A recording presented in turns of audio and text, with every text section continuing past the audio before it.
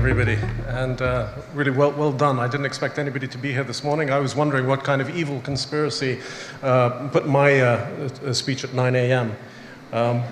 So congratulations to you on getting here early. Congratulations to me, because I'm actually a night owl.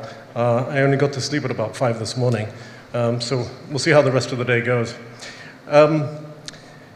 I have a couple of observations, firstly. It's always a risk to address a group of people without having spent time gauging the vibe. And actually, this is the first and probably last event that I'm going to be attending at the Culture Summit. So I'm really taking a risk. I once made a mistake of assuming that a late-night audience in the UK was going to be just like an afternoon audience. And then I discovered the power of drink. And I actually found myself running from the venue because I'd offended so many people, and they couldn't control themselves. Second observation is that I've worked for many years now in diplomacy, and I continue to work in diplomacy. And I don't have any overarching policy prescriptions for the cultural and creative sector. I mind my own business, I get on with my job. However, as Rita knows very well, I do have opinions, and I do have observations to make from within an Emirati context. So the way in which I was introduced to the word culture in Emirati society, that came to me at school. I remember foreign students, usually blonde-haired and blue-eyed barbarians, would scream at us that we didn't have any culture. And we would begin to wonder what on earth this meant. What is this culture that they talk about? And then after a while, it dawned on us that actually it meant, sort of old paintings, historic buildings, quaint dancers in colorful uniforms. Well, guess what? We do now. Clearly, it had an effect on us. So, just kidding. Fast forward 40 years, and I see that there are general directions for considering and determining what counts as culture in the Emirates. Firstly, we have those members of our society who limit culture to the ancient arts that predate the discovery of oil. So we talk about traditional dances that you will have seen on the way in to this room today.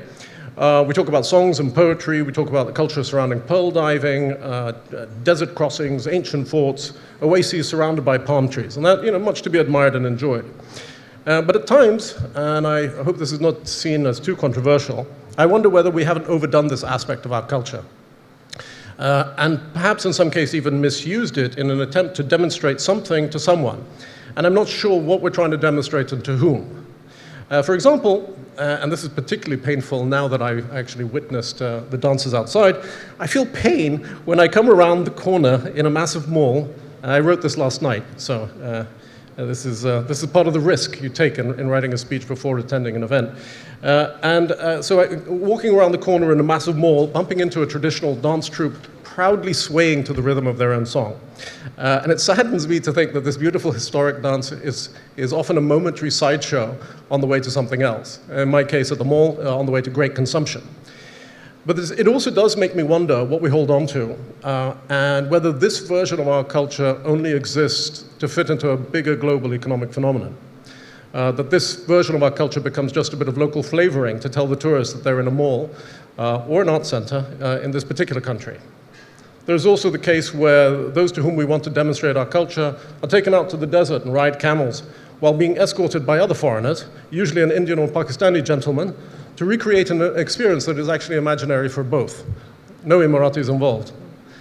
So I ask, what remains of this version of our culture if some, or perhaps even many, of us see it as a mystery or feel awkward if asked to participate? I certainly couldn't participate in the dances or the songs outside.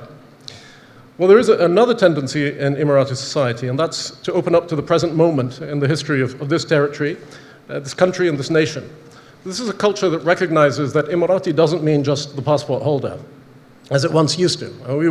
We were ferocious in defending our identity as passport holders versus outsiders. This is going back quite a long time now. I discovered that every year it goes further and further back. This version of our culture includes everyone now who lives and breathes and works here.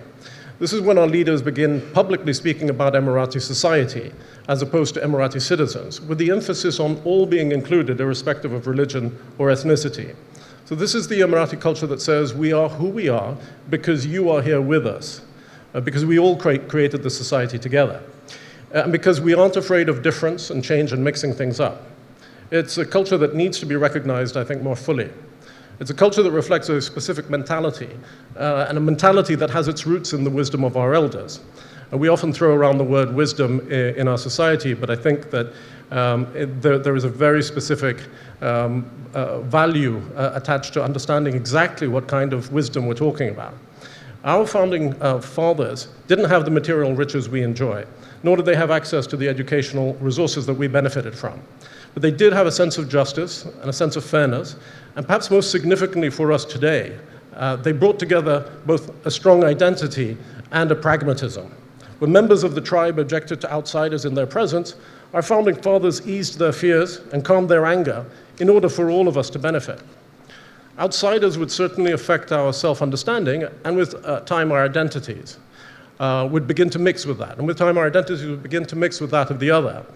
But the founders knew that it would all work out in the end. From the early Canadian missionaries in Abu Dhabi and the Indian and Pakistani traders in the other Emirates, all the way to the policies of today where all are welcome.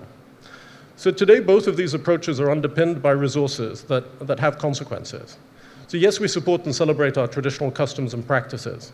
The Ministry of Culture under the leadership of Minister Noor Al-Kaabi is in the forefront of supporting these practices and bringing them to light. A new generation of Emiratis might come to these traditions and rediscover them in a new way. They might even add to them. Each of the Emirates within our federation provides a different model for the management of culture. And as these systems evolve, we learn more about the cultural production that can take place. And within and between these different models, cultural agents have the freedom to migrate to where the circumstances provide them with what they need. So at the same time, we support a broader set of cultural movements. We recognize that culture is not just specific to a region, but that we as human beings share similar cultural practices with each other across the globe. So this awareness of the deeper currents underlying our individual cultures is what is demonstrated, for example, in the Louvre in Abu Dhabi. This pulls us all together and shows us that in spite of our differences, we are all too similar. This allows us to pull away from the anger and hate that so-called difference can generate when misused. So there is diversity in approach, diversity in support, but most importantly, our culture evolves beyond our control, and we should delight in its twists and turns. And then I've finished now, and the last thing I want to say is that if anybody wants to chat, please feel free to introduce yourself to your neighbor and take it from there. Thank you.